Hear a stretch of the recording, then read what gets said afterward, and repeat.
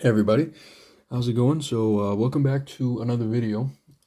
In this one, we're going to talk about oxygen-hemoglobin dissociation curve and how you can kind of read this curve. What are some important landmarks about it, and what does it really tell you? And what happens when this curve changes, and when does it change? Let's get started.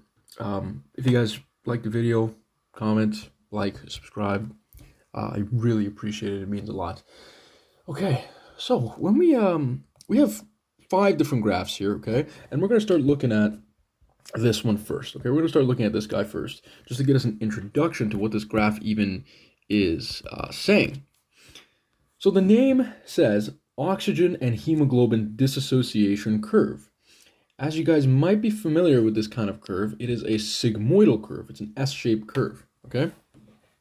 Now, on the y-axis, we have the percentage of hemoglobin saturation, and on the x-axis, we have the partial pressure of oxygen. I know it says in the blood, but you can kind of just ignore this and, just think of it as partial pressure of oxygen anywhere, okay? And we'll talk about where specifically.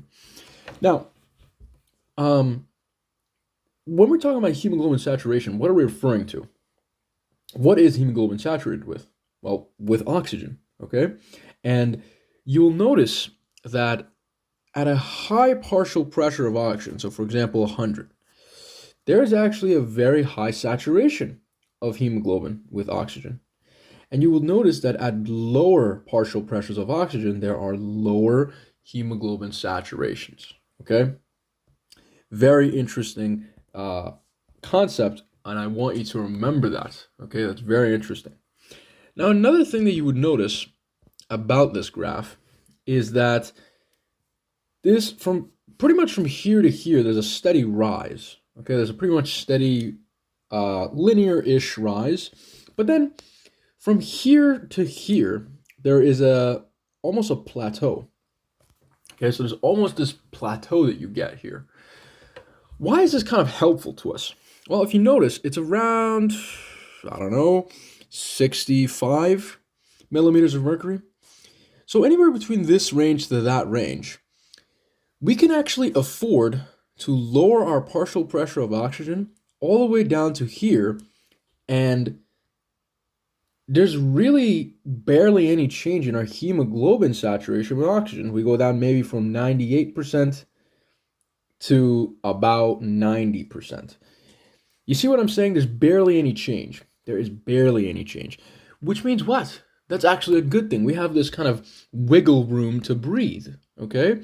And this could be helpful for us in scenarios where we go up to altitude.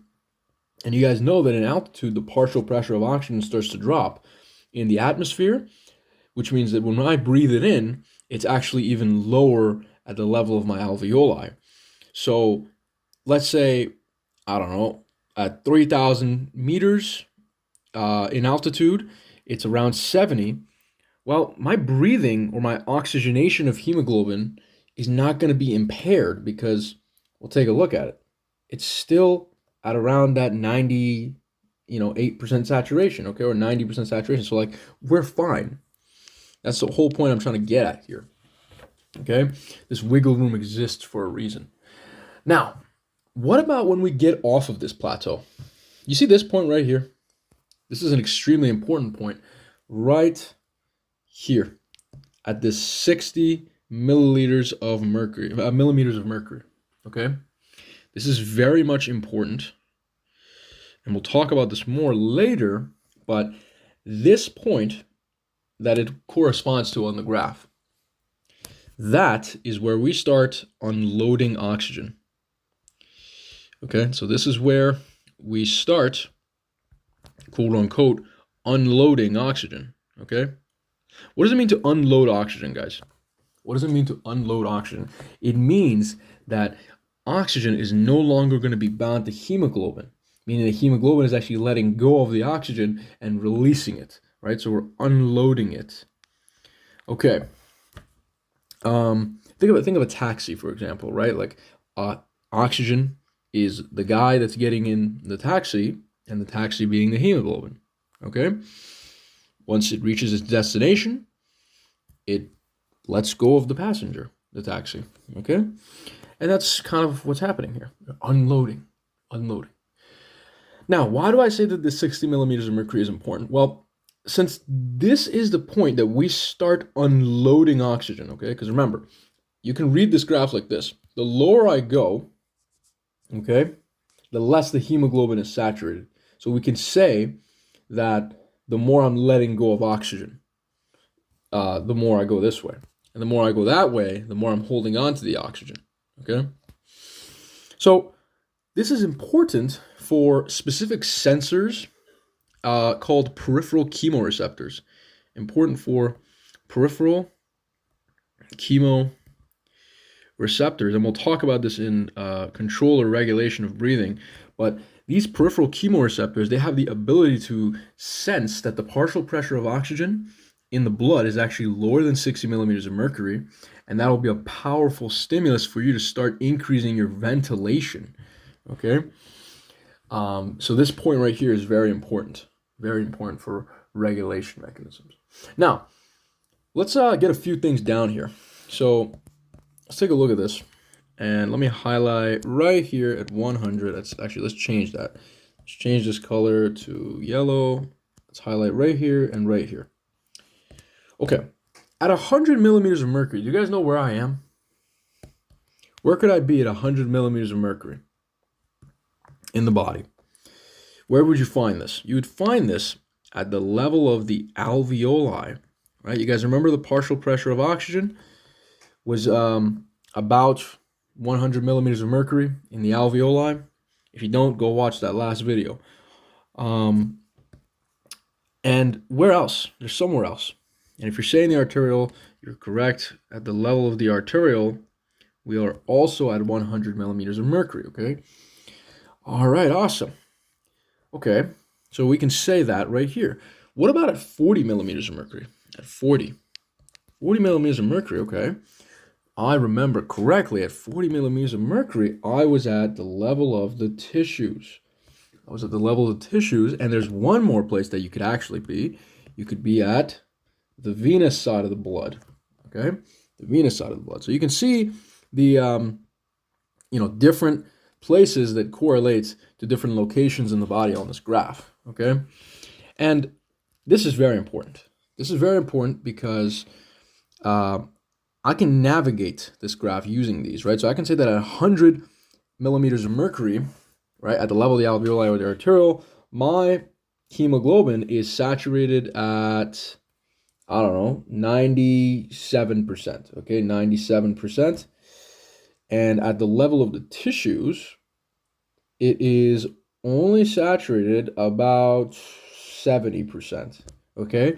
So what does that mean? That means that at the level of the tissues, because my hemoglobin saturation went down, that must mean that I had unloaded some oxygen. I had let go of some oxygen. And that makes sense.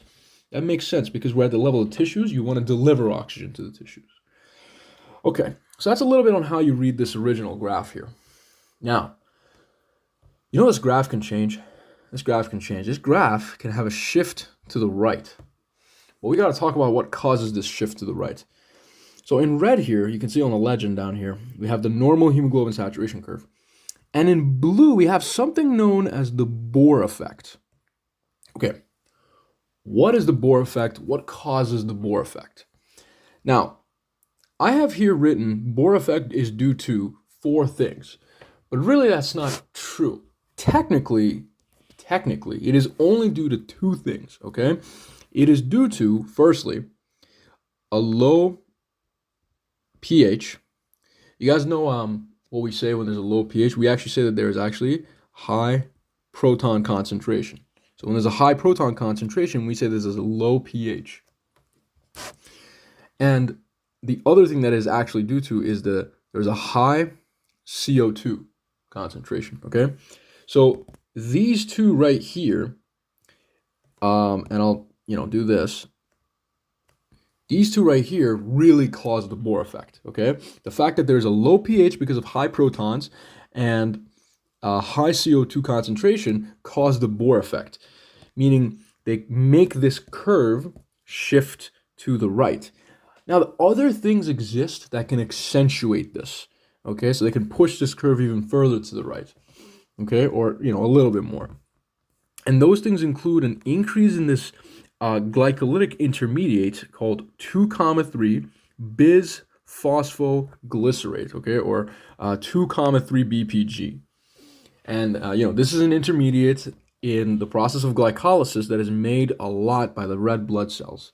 Okay, so when I say intermediate, so you guys know that we got to go from glucose, right, through the process of glycolysis, and then put that pyruvate that we generate at the end of it into the Krebs cycle. Somewhere in this, in these steps, we actually make 2,3 BPG, okay? You don't have to worry about where, but we actually make that 2,3 BPG, and this guy can affect the way this curve is working. And then finally, an increase in temperature. An increase in temperature can also cause a shift this way. Do you notice something here? All of these things actually occur under a very certain physiological parameter, and those being exercise. Once you start exercising, your blood pH is going to start going down. You're going to start producing a lot of CO2 from the tissues. This amount of 2,3 BPG might go up. The temperature for sure goes up. We know that. Okay, so all of these is occurring with exercise. And in fact, if you take and measure, your hemoglobin saturation and figure out your curve at a resting state versus exercise, you will for sure have had a shift to the right side of this curve during exercise, okay? And so that's the Bohr effect, and that's how it works. And this effect right here, it's really occurring at the level of your tissues, right? And we'll talk about this a bit more on the next video when we talk about specifically hemoglobin structure and how it carries oxygen and CO2. But basically, these protons, this CO2, this 2,3 BPG, they can all bind to hemoglobin and affect the affinity it has, okay, for oxygen. And it's going to lower its affinity for oxygen, which means that it lets go of more oxygen. And that's what you want during exercise, by the way. You don't want your hemoglobin to hold on to oxygen when you're exercising because you need oxygen. So that's what's going to happen, okay? And additionally, high temperature has an effect as well that we'll talk about later. So that's kind of the Bohr effect that I wanted you to understand. Now, let's do a little bit of a calculation to figure out what I mean with this whole affinity thing. So here I have a question written down. Which curve shows the higher oxygen affinity? Okay, so which of this curve or this curve shows the higher affinity for oxygen? Just very briefly, for those of you who don't understand, what is affinity? What is affinity? How do I define affinity? Affinity is the attraction, or a simpler way to think about it is, imagine how tightly you want to hold on to something. Okay, so how tightly you want to hold on to something. You want to hold on to something, okay? Now, when we speak about affinity in this scenario to oxygen, what am I talking about? The affinity of what to oxygen? And of course, we're talking about the affinity of hemoglobin to oxygen, right? Because that's the guy that's transporting the oxygen, okay? Not all of the oxygen, but majority of the oxygen, okay? Again, you guys know that when we exchange oxygen from the lungs and the blood, 98% of it binds to hemoglobin and 2% of it is dissolved, okay? Inside of the plasma naturally. So affinity of hemoglobin to oxygen is very big. Okay. Now let's go ahead and do this calculation. Let's do this calculation here. So let's switch some colors to make it make sense a bit more. And at 100, partial pressure of oxygen, millimeters of mercury. Okay. Let's look at both curves. So this first curve, the hemoglobin is saturated about, 98%. Okay, so we'll say that at a partial pressure of 100 millimeters of mercury, the hemoglobin is 98% saturated. Okay, 98% saturated. Okay, that's good. That's good. And let's go down here to the level of the tissues. Okay, let's go down to the level of tissues at 40 millimeters of mercury, and let's figure out how much is it saturated. How much is it saturated? Well, it's saturated about, I don't know, 71%, let's say. Okay, so at a partial pressure of 40 millimeters of mercury, the hemoglobin is now 71% saturated. Okay, now, why did I do this? Why did I only look at 100 and why did I only look at 40 millimeters of mercury? Okay, well, your answer is right here. Because at 100, we are at the level of the alveoli, okay, which means that's where I load oxygen on hemoglobin. And then at the level of the tissues, I'm at 40, and that's where I'm unloading the oxygen. So if I take the difference between my hemoglobin saturation up here and down here, I'm going to end up with the percentage of oxygen that I discarded or unloaded off of my hemoglobin molecule. So let's do that. Let's do that. We're going to have 98% at the level of the alveoli saturation subtracted by 71% at the level of the tissues, and that's going to get me about 27% oxygen offloaded. Okay? So 27% of oxygen was unloaded from hemoglobin. Okay? Awesome. Great. Okay, what about this guy, though? What about this guy? Well, let's shrink this a little bit and talk about the other guy. Well, you know what? It didn't work. Okay, so let's talk about this guy. Let's go back to our 100 millimeters of mercury. Go all the way up. Okay, look at this curve now. And it's about 91% saturated. Okay, so start noticing the difference already. 100 millimeters of mercury. Hemoglobin is 91% saturated. Okay, so it's already less saturated than the red curve. Okay, what about at the partial pressure of 40? So at a partial pressure of 40 millimeters of mercury, your hemoglobin is saturated at, let's see, about 60%. So it's saturated at about 60%. Okay, so now let's do the math on that again. Let's take 91% subtracted by that 60%, and I get something around 31% O2. Okay, that was offloaded. So 31% oxygen unloaded. Okay, we're getting somewhere. So why does this matter? What is this telling me right now? Well, the blue curve unloaded 31% oxygen, and the red curve unloaded 27%, which means the blue curve unloaded more oxygen. Okay, so if the blue curve unloaded more oxygen, it means that it has a lower affinity. Okay, it doesn't want to hold on to oxygen as tightly, or it's not attracted to it as much. That's why it's letting it go a lot.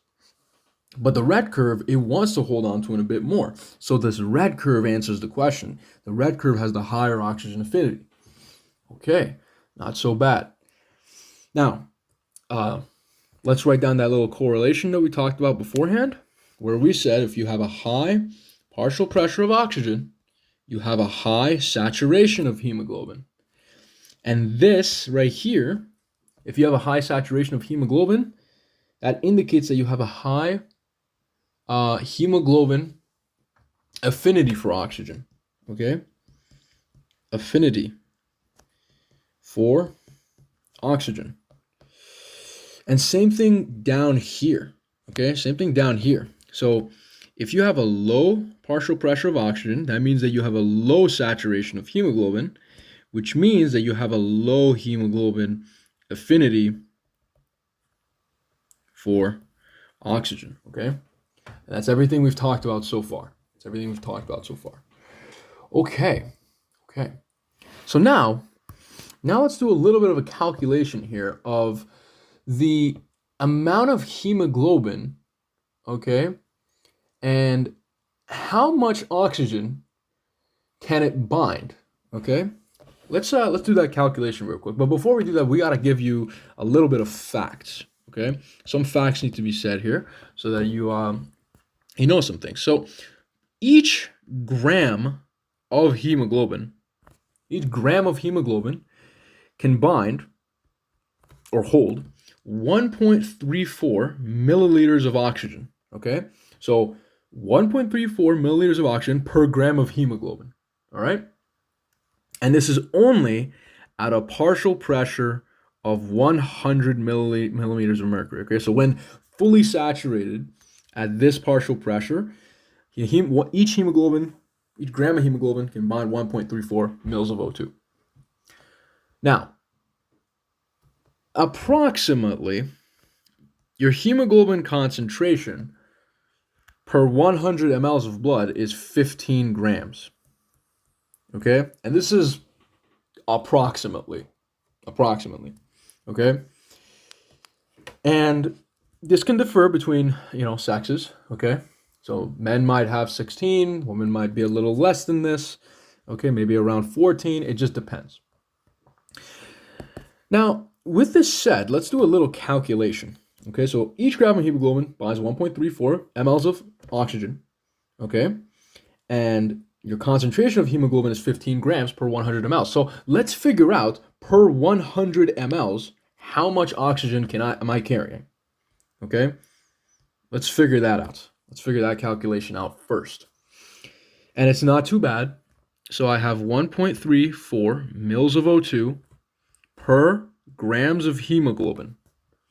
So I'm going to multiply that by the 15 grams of hemoglobin I have. And remember that it's 15 grams of hemoglobin per 100 milliliters of blood. Okay? And so here's what I'm going to get. The grams of hemoglobin are going to cancel each other out. And I'm just going to multiply this by that guy and divide by 100. And my answer is going to be 20.1 milliliters of what? These were the units that we were left with. So milliliters of O2, okay, per 100 mLs. Okay, now technically, if you want, you can divide these, but we wanted to figure out how much per 100 mLs, so we're not going to do that.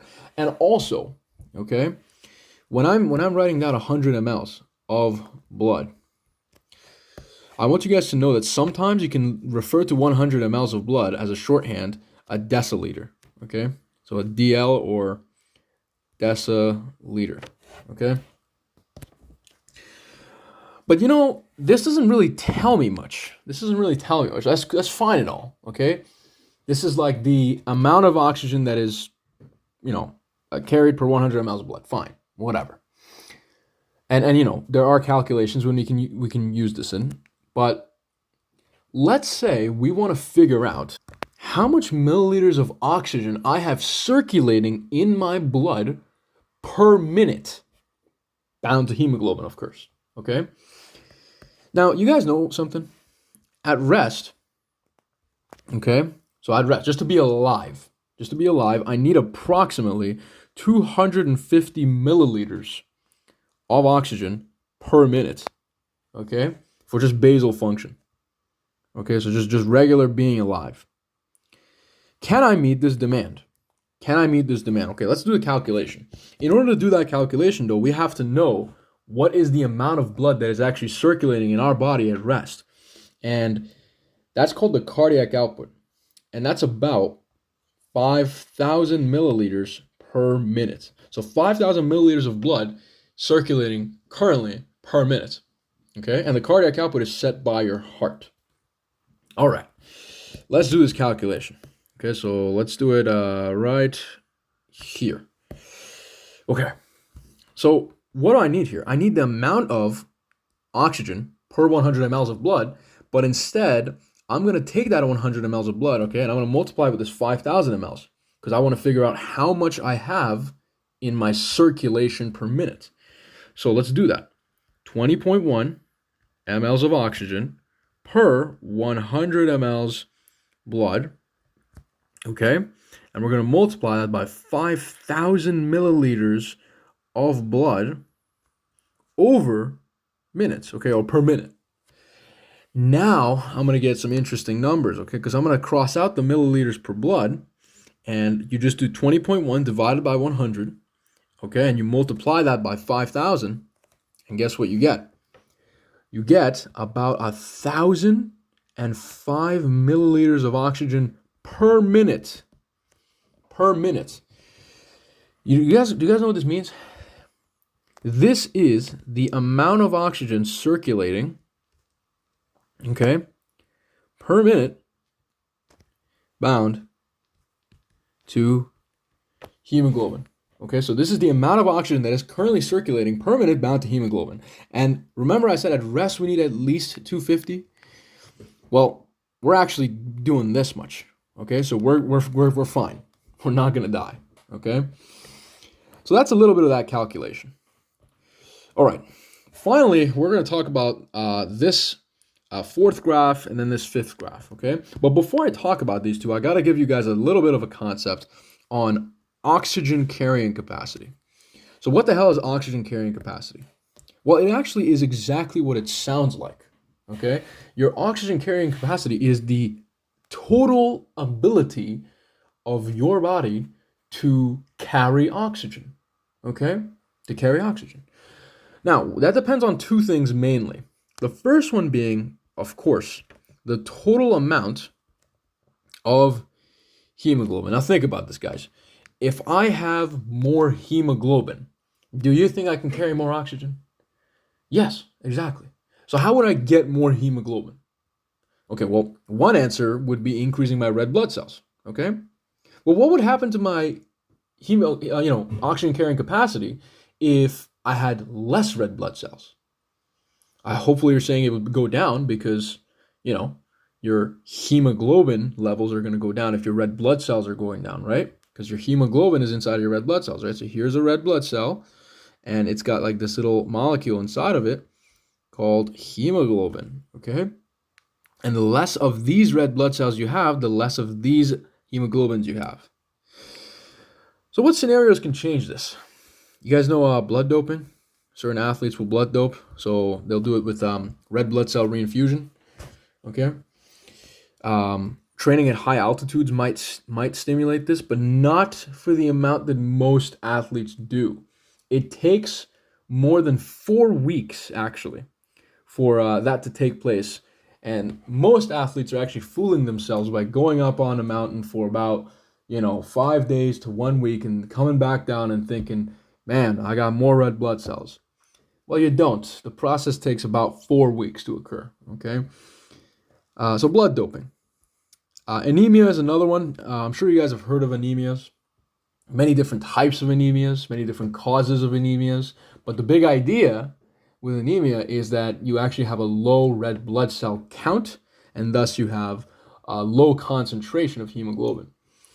So in that case, your oxygen carrying capacity is down. There are other diseases. For example, some of you may have heard of polycythemia. Polycythemia is a disease where you actually have a lot of red blood cells, okay? And that means your oxygen carrying capacity is very high. So what's the second thing? So the first thing is the amount of hemoglobin you have. Cool. The second thing, and some of you may have guessed this, is the partial pressure of oxygen. And specifically, alveolar and arterial. Okay? Now, why the partial pressure of oxygen? Why? Well, it's very simple, actually. If you just look at this graph, okay? If the partial pressure of oxygen is high, guys, what's happening to my hemoglobin sat? It's pretty high. If my hemoglobin saturation is high at a high partial pressure of oxygen, that means that my capacity to carry oxygen is pretty high. Okay, what if it drops down, though? What if my oxygen carrying capacity, what if my partial pressure drops down to 20? What if it's here now? Guess what?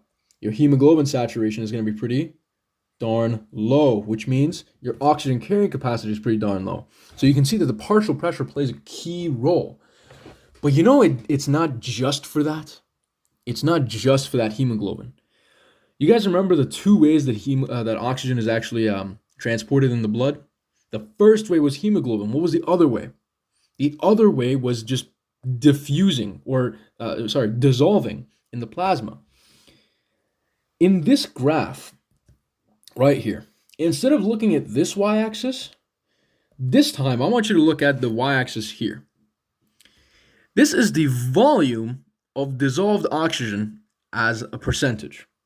Okay, so the volume of oxygen that is dissolved in the blood as a percentage, and this green curve right here is the dissolved oxygen in percentage. The y-axis is still the partial pressure of oxygen, which is important. So to prove to you that partial pressure of oxygen is not only important for hemoglobin, but also the dissolved oxygen, let's take a look at this curve. You know, normally, physiologically, we go up to about what? 100, right? Max is 100 here, right? So let's look at this 100. You see how the amount of dissolved oxygen is pretty minuscule? Minuscule. Even at 100, it's still extremely small. Less than 1. It's less than 1. Like 1 is here. It's less than 1. 1%. That's insane. Okay, that's insane. But you notice something, though. You notice an upwards trend. If I keep increasing this partial pressure of oxygen, what's going to happen? My dissolved oxygen is going to keep going up and up and up and up. Why is that the case? Why? This is all relating back to something we talked about before. This is all relating to Henry's law. Henry's law. Henry was such a smart guy, man. He said that the concentration, and I'll write it like this, the concentration of a gas dissolved in a liquid, okay? The concentration of any gas dissolved in a liquid is equivalent to the partial pressure of that gas dissolved in the liquid times its solubility constant, okay, or coefficient. Now, this number is a constant, okay? This does not change. Under physiological conditions, this does not change. This number, though, I can manipulate this number. So the amount of gas that I dissolve in a liquid, in this case, the plasma, changes with the partial pressure. So if my partial pressure is high, guess what? I'm going to dissolve more of that gas. If my partial pressure is low, I'm going to dissolve less of that gas. And that's right here. It's shown all right here, guys. Partial pressure is low. Guess what? I'm not dissolving as much. Partial pressure is high. Oh, I'm dissolving more. What situations can I actually take advantage of this? What situation could take advantage of this? Well, let's come back to over here. Let's come back to over here real quick, and let's continue our discussion there. Usually I said that the partial pressure of oxygen doesn't change, okay? Or at least doesn't change out of that regular physiological range that we talked about. But for example, if you start going up to altitude, if you go up to altitude, and I've talked about this many times, if you guys go up to altitude, the partial pressure of oxygen starts to drop down, okay? And in fact, if you, for example, go up to, 4,000 meters, okay?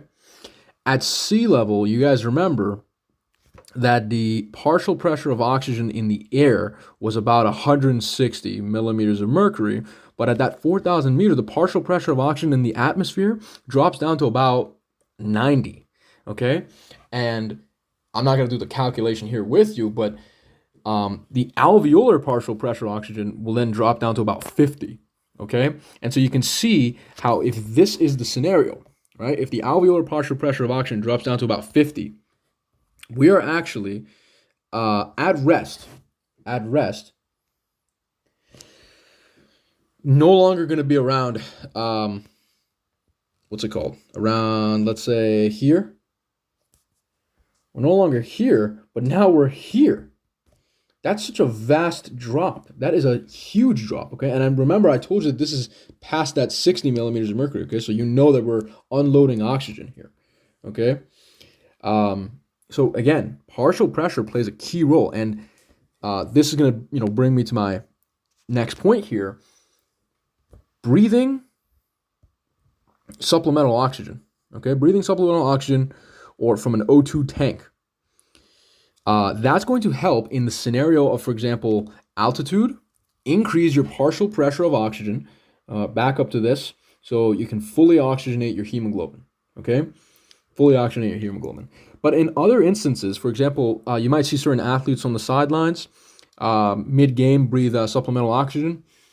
That's not really going to do anything, right? Because a normal, healthy individual, athlete, this guy is already saturated at 100 millimeters of mercury, okay? This is a better graph to use. They're already saturated at 100 millimeters of mercury. Breathing supplemental oxygen will just increase this number, but as you can see, they've already plateaued here. So what is it going to really increase? Well, if you're saying the dissolved, you're right. Breathing past this point, right, increasing your partial pressure of oxygen past this point will not really affect your hemoglobin saturation, but it will, in a healthy situation, but it will affect your dissolved O2, okay? So maybe those guys are trying to get an advantage from the dissolved O2, but really, I don't believe this gives a physiological advantage, okay? But it is certainly helpful in scenarios of disease and altitude physiology. Okay, so that's going to be a lot of the stuff that I wanted to talk about with regards to the O2. There is one more graph here that I really do want to talk about. This is the last graph. And this graph is similar to what we've been talking about so far, but you'll notice, again, it has two y-axes. The y-axis here is the hemoglobin saturation, okay, in percentage. This here is the partial pressure of oxygen. And this here, something we haven't actually talked about yet, is the oxygen content in the blood. Okay, the oxygen content in the blood. And so we'll talk about both of these, but notice the units. The oxygen content is in milliliters of oxygen per deciliter of blood. Deciliter being 100 mLs. Wait a minute, we've ran into these before. It's talking about the milliliters of oxygen per 100 ml of blood. Okay, so we're actually, on this y-axis, talking about the amount of oxygen bound to hemoglobin, okay? Oxygen content in the blood, okay? So bound to hemoglobin. Now, what is this trying to tell us? Well, it's trying to talk about the hemoglobin oxygen saturation curve, which is what you see, versus the oxygen content in a normal and anemic individual. So a lot of people think that somebody who has anemia, okay? Again, what did I tell you? Somebody who's got anemia, the main problem there is that they have low red blood cells, which means they have low hemoglobin concentration. Okay? But a lot of people, and some of you might think this, that if I look at their hemoglobin oxygen saturation curve, right? These same curves that we've been looking at this entire, 40 minutes, okay? That the guy with anemia might have a lower curve. And you would be wrong, okay? So look at this legend here. We have in blue the hemoglobin saturation percentage curve for both someone with normal and both someone who's got anemia. So this curve is the regular one, okay? And it's the same. It's the exact same thing, okay? There is no difference between a normal and an anemic person's hemoglobin oxygen saturation curve. It's the exact same, okay? But so where is the difference? Where's the difference? When you plot this graph against oxygen content rather than hemoglobin saturation, when you plot this graph over this is where you notice the difference. The oxygen content in solid line is normal. So this guy's normal, okay? The one in the dotted line is the guy with anemia, okay?